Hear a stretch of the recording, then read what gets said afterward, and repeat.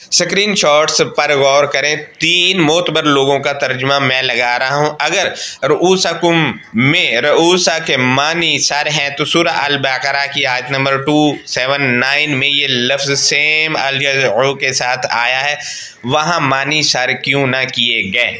देखिए, जूनागढ़ी साहब ने मानी लिखे हैं असल। इसी तरह यूनुस शहीद साहब जो कि एक कुरानिस्ट हैं, इन्होंने मानी लिखे हैं असल।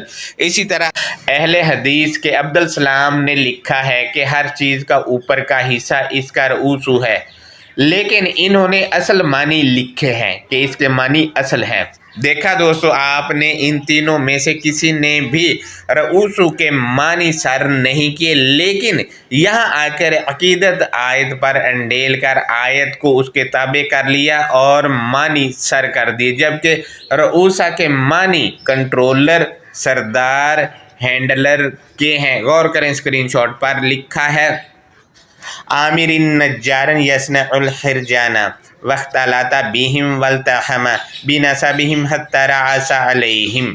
इसका तर्जुमा बन रहा है कि आमिर एक लकड़हारा था और इनके साथ मिलकर सनअत करता था और इस निस्बत से वो इनसे गहरा ताल्लुक़ रखता था जब तक वो इन पर लीडर या कंट्रोलर था। यानी रासा के मानी जो है वो कंट्रोलर के आ गए।